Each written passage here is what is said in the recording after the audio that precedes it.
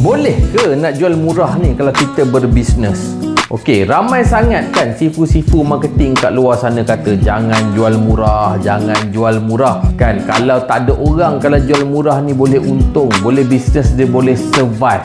Ramai yang kita cakap macam tu. Tapi apa yang kita tengok adalah ramai je orang jual murah. Walaupun sifu-sifu marketing kata jangan jual murah, tapi ramai je orang jual murah. So sebenarnya boleh ke tak boleh? Sebenarnya boleh ke tak boleh untuk jual murah ni? Okey, so kali ni saya nak berkongsi lah, ada pro and kontra dalam jual murah ni. So antara benda yang saya belajar lah daripada orang kata cikgu-cikgu saja. Kalau kita nak jual murah, kita tak boleh nak bagi value yang tinggi. Kalau kita nak bagi value yang tinggi, kita kena jual mahal. Itu saja. Ada pro and con dia lah. Ada pro and con. Kita pening kepala kan bila kita tengok kan, kenapa dekat Shopee jual murah, dekat TikTok jual murah, berlambak-lambak orang jual murah. Okey, so saya nak cerita beberapa orang kata kelebihan dan kekurangan untuk jual murah ataupun jual mahal. Okey, nombor satunya adalah jika kita jual murah, kita dapat meningkatkan volume. So of course, kita kena jual volume lah. Tapi kat sini kita kena pandai-pandai. Kadang-kadang ada bisnes bila volume dia bertambah, cost of it dia bertambah. Kalau bisnes yang macam ni tak sesuai untuk bermain dengan volume, sebab dia sentiasa dia tak akan dapat orang kata keuntungan yang baik. Sebab saya pernah laluinya adalah apabila kita orang kata jual murah, kita pun mengharapkan volume. So bila volume kita harap sale yang lebih tinggi, kita harap untungkan besar. Tetapi ujungnya tak dapat untung yang besar juga kerana cost of it naik. Sebab apa? Cost production naik, overhead naik, OT naik, staff kena tambah. Okey. So kita kena hati-hati, kita tengok balik bisnes kita. Selain itu, kelebihan jual murah ni adalah kita akan dapat repeat sale yang tinggi. InsyaAllah customer kita tak lari. InsyaAllah customer kita tak lari. Okey, kalau kita bermain dengan volume game ni sebab kita nak jual murah kan. Kalaulah yang bisnes yang tak melibatkan cost overhead yang meningkat dengan jualan yang bertambah, okey, dia stay.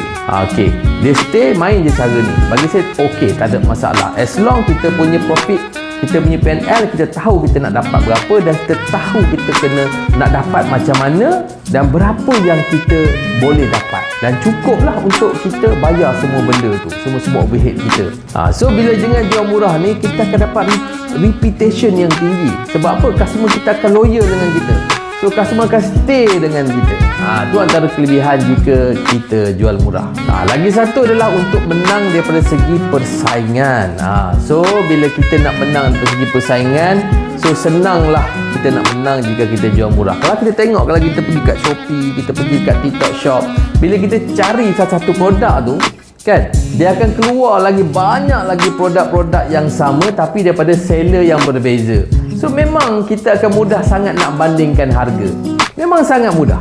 Okey, tetapi ada risikonya di mana jika kita jual murah ni, kita punya produk kita tak boleh add value yang banyak. Kita tak boleh nak letak value yang tinggi. Kita tak boleh, contoh kalau jual perfume, kita tak boleh nak buat packaging yang berkualiti tinggi. Kita mungkin tak boleh pakai kualiti minyak ataupun kualiti pati yang tinggi. Kita tak boleh nak bagi margin yang besar kepada kita punya affiliate atau kita punya agent. Kita tak boleh nak buat kita tak boleh bagi tools marketing secara percuma. Kita tak boleh adakan kelas-kelas bimbingan sebab kita tak ada margin yang cukup. Kita hire trainer. Kita tak ada margin yang cukup juga untuk aturkan kelas-kelas yang perlukan kos untuk mereka. Kita tak boleh pergi kepada value yang tinggi. Itu antara kelemahan dia lah. Keduanya adalah bila keuntungan anda kecil, anda kena jual banyak. So effort anda kena makin tinggi lah. Kerja anda makin penat lah. Kalau dulu nak dapat untung RM100, mungkin kita jual 2 barang. Sekarang nak untung RM100, mungkin kita kena jual 10 barang. Sebab dah makin rendah untung kita. So kerja makin banyak. Kerja makin, orang kata kena work hard. Kan? So kita kena kena lipat gandakan lah usaha tu. Lagi satu kelemahan harga murah ni, kadang-kadang perspektif ataupun pandangan customer kepada produk kita. Kadang-kadang bila dia ingat produk kita murah, dia ingat kualiti kita tak bagus. Dia boleh merendahkan atau menurunkan kita punya jenama ke tahap yang lebih rendah. Dan yang terakhir adalah jika kita jual dengan harga murah ni, susah kita nak naikkan balik harga tu pada masa akan datang. So kalau kita nak naikkan harga balik, kita kena buat investment lain, kita kena keluarkan produk lain untuk jual dengan harga yang baru, yang lebih mahal. Tetapi akan jadi kos lebih tinggi sebab produk baru itu of course orang tak kenal. So kita perlu habiskan banyak kos untuk naikkan jenama produk baru tadi.